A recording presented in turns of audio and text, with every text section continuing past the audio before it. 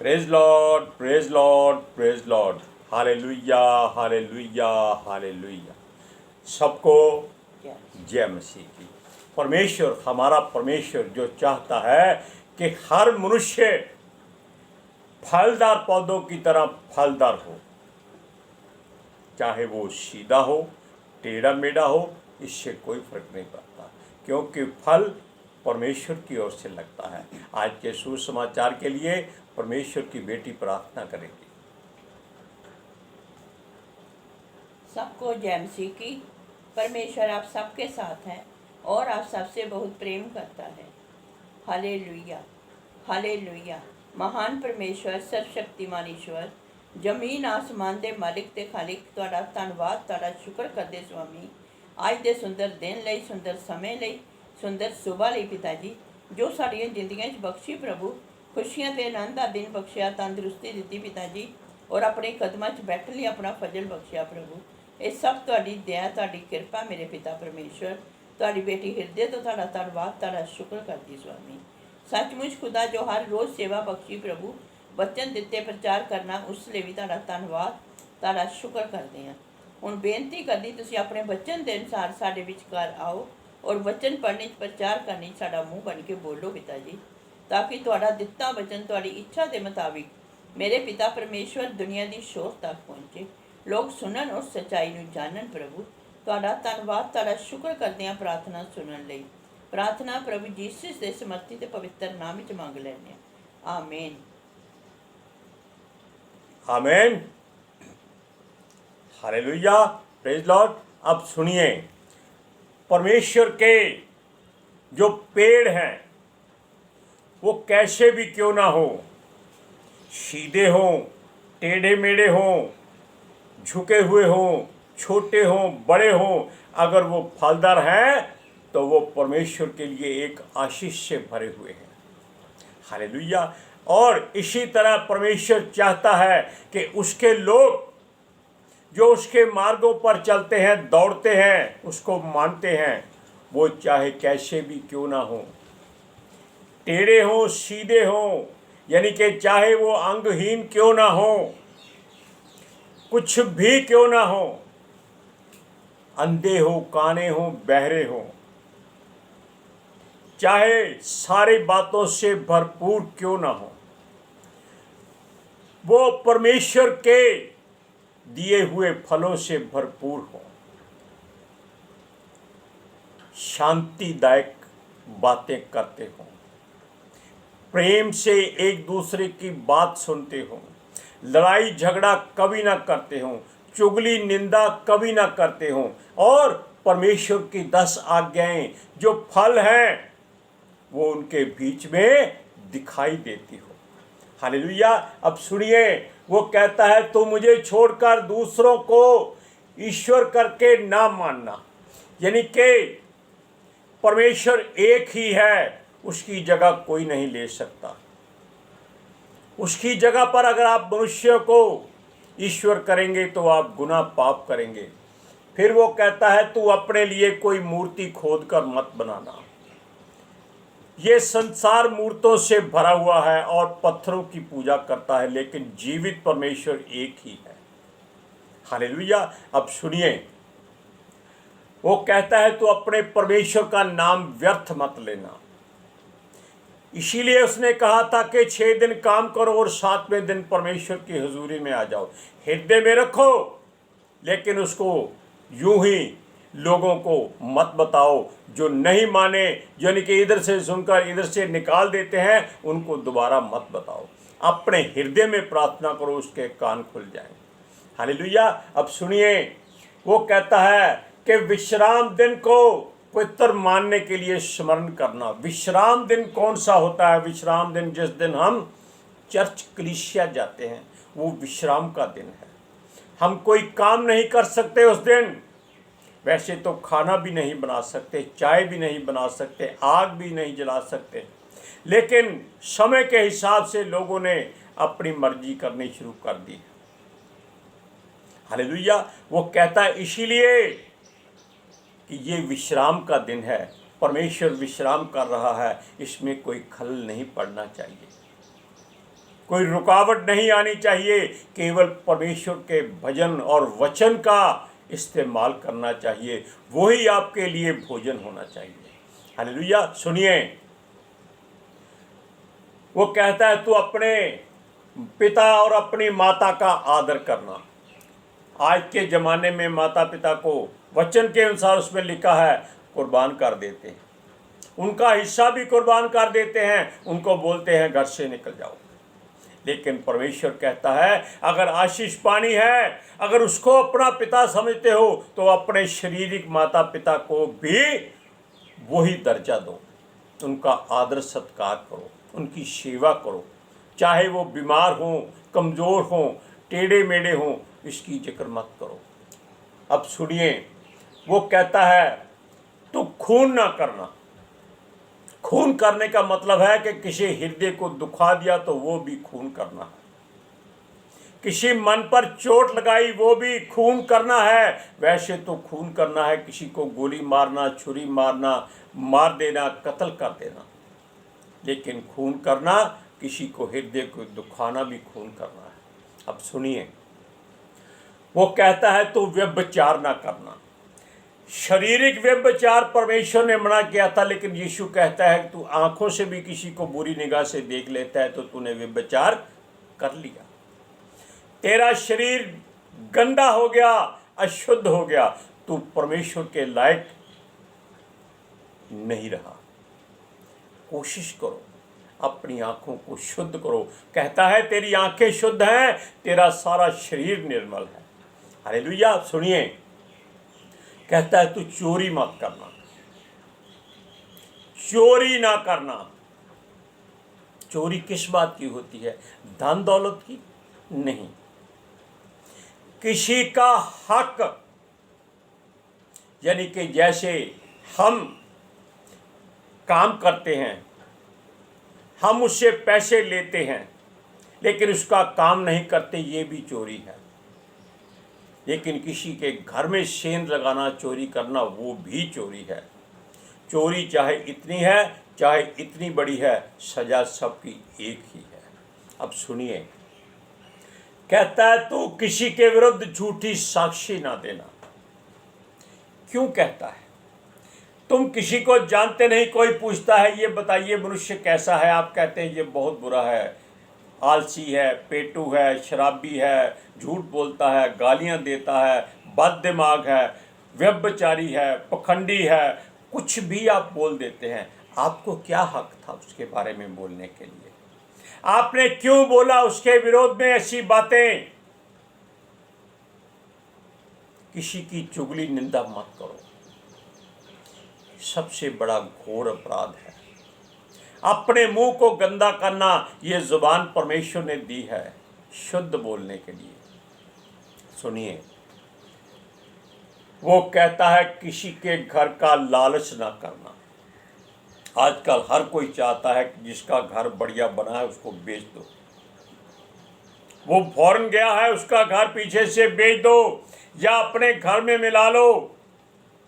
आपने भी ऐसा किया था तो परमेश्वर ने उसको बहुत सजा दी थी।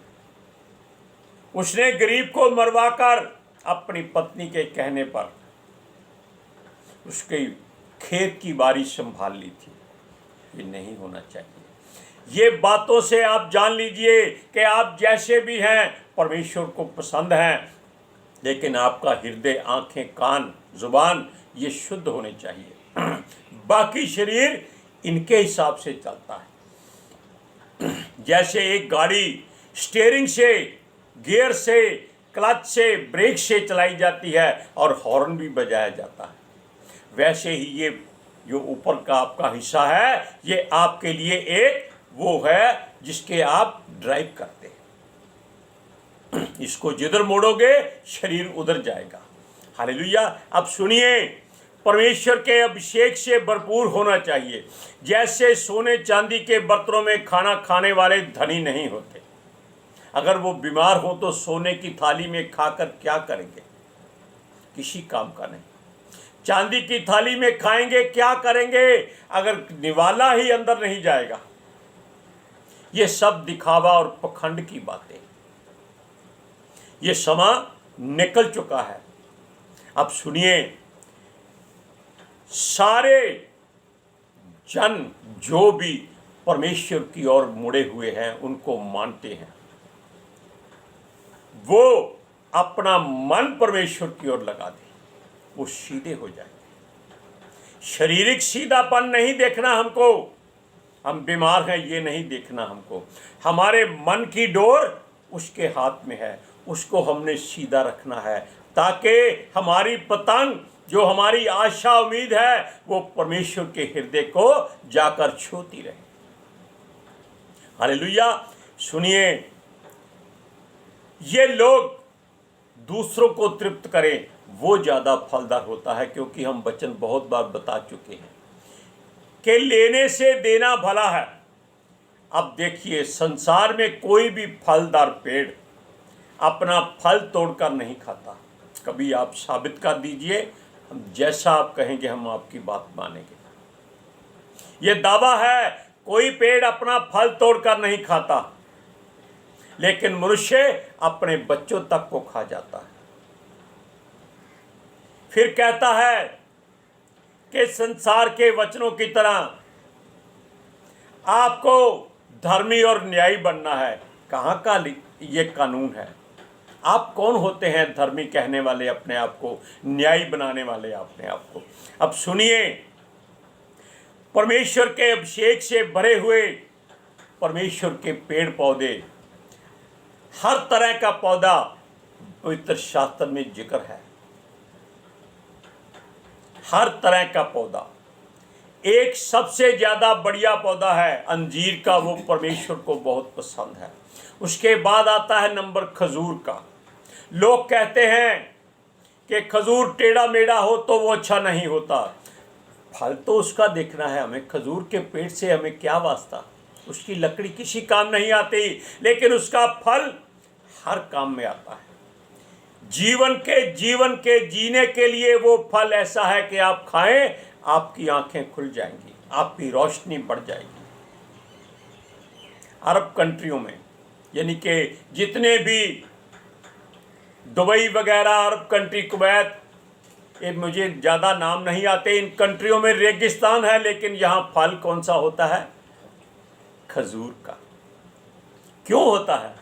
क्योंकि परमेश्वर चाहता है, बेशक पेड़ का फल ऊंचा है, लेकिन जो उसको ऊपर चढ़ जाता है वो उसका मीठापन देखता है और परमेश्वर का धन्यवाद करता है।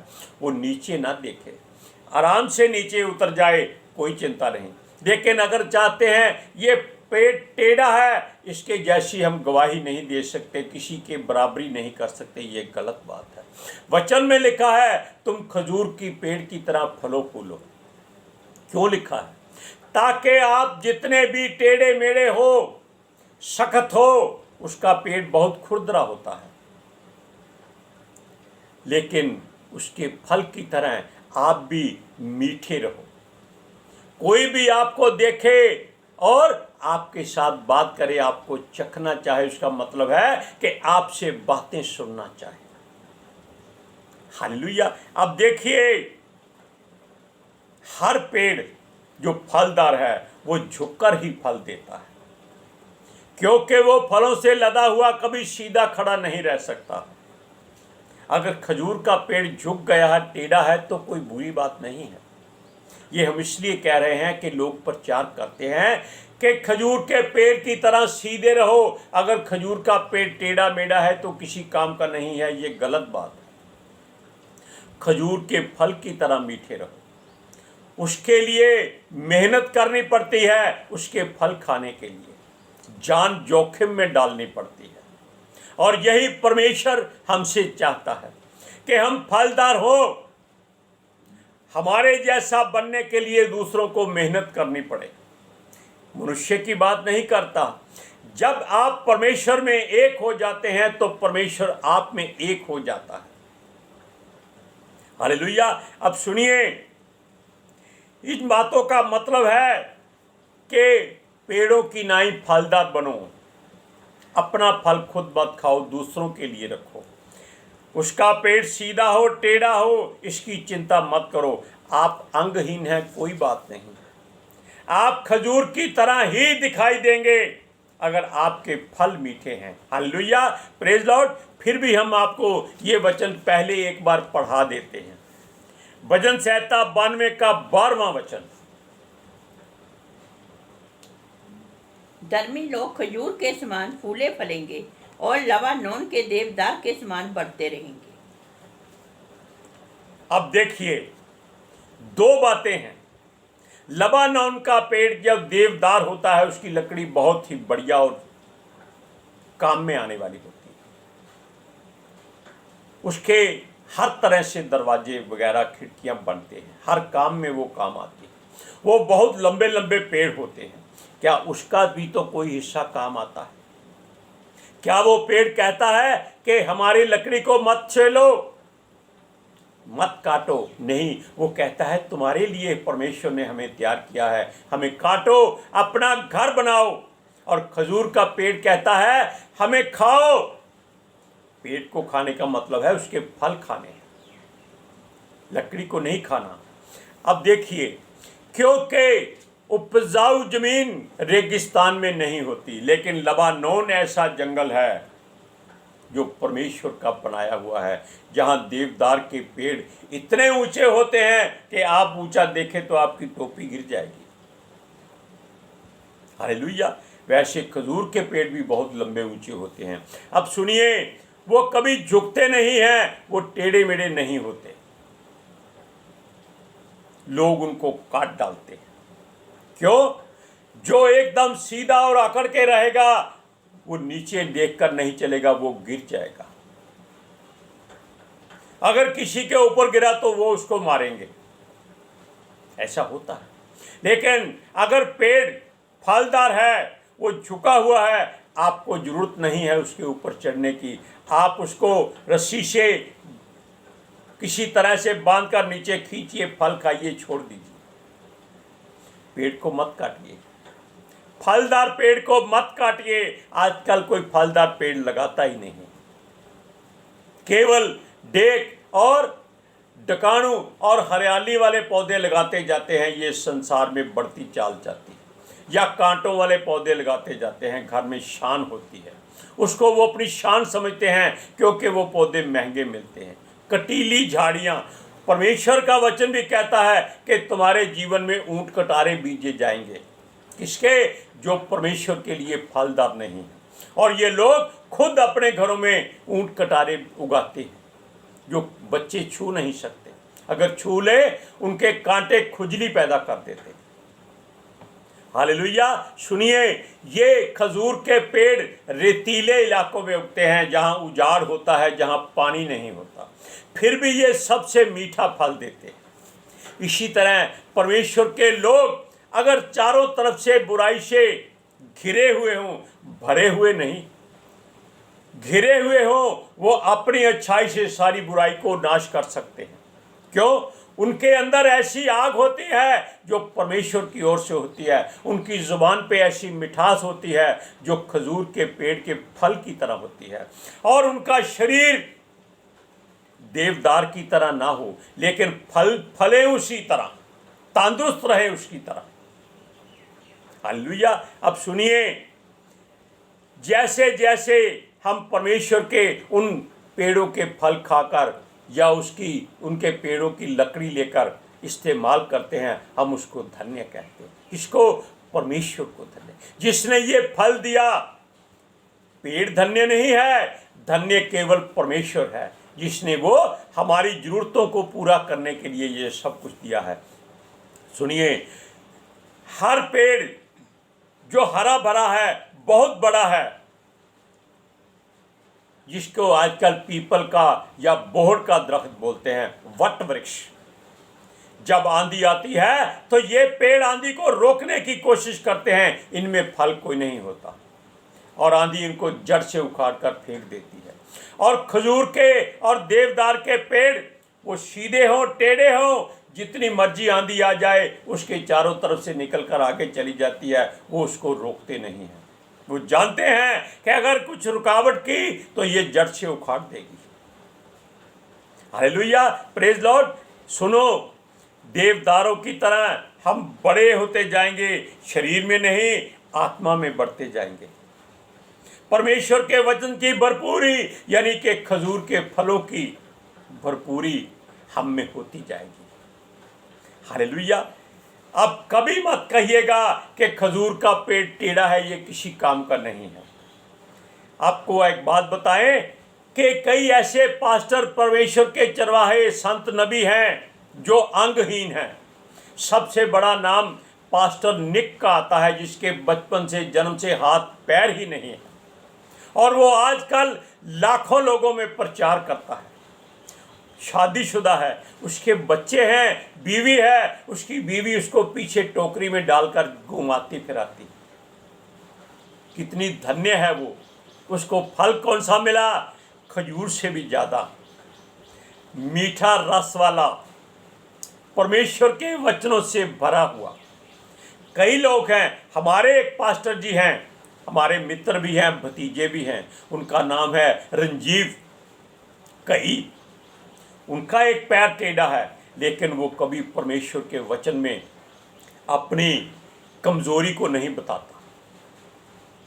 हालेलुया। हमारे पास्टर जी हैं जो विजय बाजवा के नाम से जाने जाते हैं, जिनकी चर्च में हम जाते हैं। उनके 1 साल तक खून की उल्टियां आती रही, और परमेश्वर ने अपनी बेटी को उनके लिए इस्तेमाल किया था। उसको वचन दिया था कि जाकर मेरे दास से कह तू मरेगा नहीं, तू दुनिया के कोने कोने में जाकर प्रचार करेगा। परमेश्वर के आत्मा ने अपनी बेटी को दिखाया कि उन्होंने, पास्टर जी ने ये सोचा था कि वो मर जाएंगे, लेकिन एक बात बताएं, परमेश्वर का आत्मा ने कहा कि जाकर उसको बोलो कि वो नहीं मरेगा। परमेश्वर के पुत्र यीशु मसीह ने उसके सर पे अपना सोने का मुकुट रखा हुआ, अपनी कुर्सी बैठने के लिए दी है। कौन देख रहा है स्वप्न? परमेश्वर की बेटी। बात किसकी हो रही है? हमारे पास्टर विजय बाजवा। लेकिन हम ये सोचते हैं, क्या वो खजूर के पेड़ हैं? क्या वो देवदार के पेड़ हैं? ये वो अपने हृदय में इस बात को सोचे। हम कुछ नहीं कह सकते। अभी हमने आपको बताया कि किसी की चुगली, निंदा नहीं करनी, तारीफ करनी है। किसकी? परमेश्वर की, जिसने हमको ये बोलने के लिए कहा। हालेलुया। अब सुनिए, हमें प्रभु में बढ़ना है, और वचन कहता है प्रभु मुझ में बढ़ता जाए और मैं घटता जाऊं। घटता जाऊं का मतलब है कि संसारिक बातों में घटता जाऊं और परमेश्वर के वचनों को अपने हृदय में बढ़ाता जाऊं। फिर वो कहते हैं कि ये परमेश्वर में बढ़ता जा रहा है, उसके वचनों में बढ़ता जा रहा है, उसकी बातों में बढ़ता जा रहा है। परमेश्वर का आत्मा आपको इस्तेमाल करेगा। अगर आप खजूर के पेड़ के फल की तरह मीठे होंगे, देवदार की तरह मजबूत होंगे, आपको कोई नुकसान नहीं होगा। अब देखिए, ज़्यादा बढ़ने की कोशिश मत करें, आप फिर घमंडी हो जाएंगे। हालेलुया। क्योंकि जो वचन आपने पढ़ा है कि आप खजूर के पेड़ की नाई फलेंगे, फूलेंगे, और देवदारू की नाई बढ़ते जाएंगे। हालेलुया। वचन में बढ़िए, शरीर में बढ़ने की कोशिश मत कीजिए। अगर आपका शरीर टेढ़ा मेढ़ा है, लोगों की परवाह मत कीजिए। आप अंधे, काने, बहरे, गूंगे हैं, कुछ भी हैं, परमेश्वर आपको इस्तेमाल कर सकता है। Hallelujah, praise Lord. सुनिए, अब इस वचन को दोबारा सुन लीजिए कि क्या हुआ। भजन संहिता 92 का 12 और 13 वचन, 12 वचन। धर्मी लोग खजूर के समान फूले फलेंगे और लबानोन के देवदार के समान बढ़ते रहेंगे। हालेलुया। अब आपको करना है जो करना है, हमारी ड्यूटी खत्म हो गई। अब परमेश्वर की बेटी सबके लिए, वचन के लिए प्रार्थना करेगी। Hallelujah. Thank you Jesus, thank you Lord, thank you पितर आत्मा जी। ਤੁਹਾਡਾ ਧੰਨਵਾਦ, ਤੁਹਾਡਾ ਸ਼ੁਕਰ ਕਰਦੇ ਸਵਾਮੀ, ਸਾਡੇ ਵਿਚਕਾਰ ਆਉਣ ਲਈ, ਵਚਨ ਪੜ੍ਹਨੇ, ਪ੍ਰਚਾਰ ਕਰਨੇ, ਸਾਡਾ ਮੂੰਹ ਬਣ ਕੇ ਬੋਲਣ ਲਈ ਪਿਤਾ ਜੀ। ਤੁਹਾਡੀ ਬੇਟੀ ਹਿਰਦੇ ਤੋਂ ਤੁਹਾਡਾ ਧੰਨਵਾਦ, ਤੁਹਾਡਾ ਸ਼ੁਕਰ ਕਰਦੀ ਸਵਾਮੀ। सचमुच खुदा तुहाड़ा दिता वचन तुहाड़ी इच्छा के मुताबिक मेरे पिता परमेश्वर दुनिया की शोर तक पहुँचे, लोग सुनन और सच्चाई नूं जानन और सच्चाई उन्हां नूं आज़ाद करे। पिता जी, मैं तुहाड़ा धन्नवाद तुहाड़ा शुक्र करदी स्वामी, और तुहाडे बच्चे तुहाडी सारी प्रजा प्रभु जीसस तुहाडे अनुग्रह और शांति च बने रहन। आमीन। आमीन। Praise Lord. सबको जय जय मसीह की।